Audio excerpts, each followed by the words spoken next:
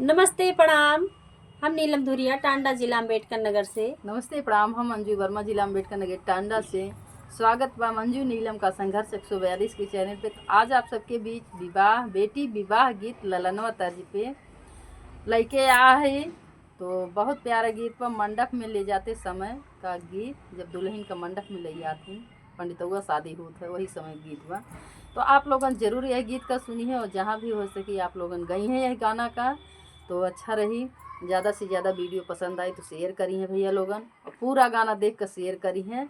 और नया नया गाना सुने ताई चैनल का सब्सक्राइब करी के हैं, लिए ताकि रोज़ आप लोगन का नया नया गाना मिल सके। गाँव में सुने।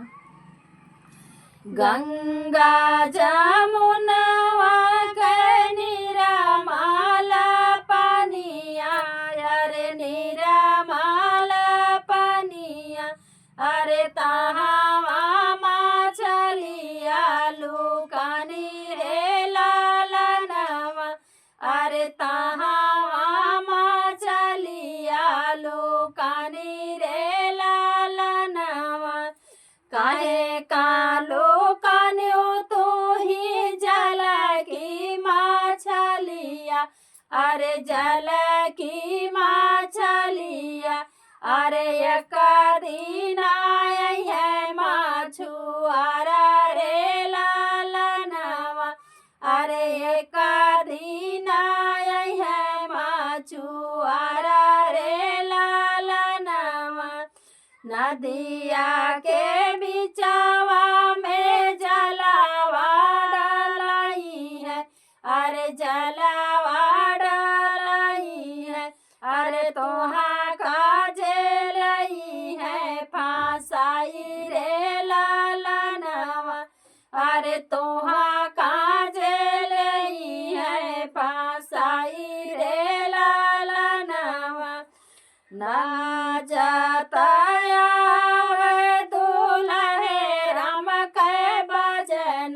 दूल्हे राम के बजना, अरे बेटी लुकानी माई गोदरे लालनवा, अरे बेटी लुकानी माई गोदरे लालनवा। काहे कालो कान्यू बेटी माई के कोरवा, अरे माई के कोरवा, अरे आवत हाय ससुरु तो हार रे लालनवा, अरे आवत हाय ससुरु तो हार रे लालनवा। काहे कालो कान्यू बेटी चाची के कोरवा, अरे चाची के कोरवा, अरे आवत हाय ससुरु तो हार रे लालनवा, अरे आवत हाय जेठाऊ तो हार रे लालनवा। बाजाता आवे दूल्हे राम के बजना, दूल्हे राम के बजना, अरे बेटी लुकानी भाभी गोदरे लालनवा, अरे बेटी लुकानी भाभी गोदरे लालनवा। काहे कालो कान्यू बेटी भाभी के गोदिया, अरे भाभी के गोदिया, अरे आवत हाय सजना तो हार रे लालनवा, अरे आवत हाय सजना तो हार रे लालनवा। सोने के सिंगोरिया से मांगिया भराई है, अरे मांगिया भराई है, अरे लाई जई है डोलिया बैठाई रे लालनवा, अरे लाई जई है डोलिया बैठाई रे लालनवा।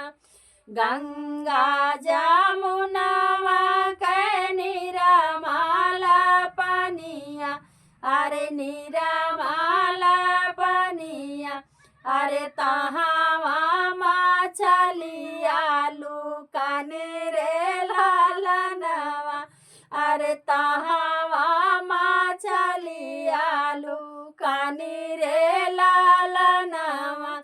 जब मछली ना बनावे आओ तो तब मछली बनवाते हैं बसुरिया की नाही जैसे ऐसे करके थोड़ा मछली बनाई देखे के जान बांधिसा बसुड़िया ना आ रहा बनवा के मछलियाँ सीखी। धन्यवाद धन्यवाद भैया लोग।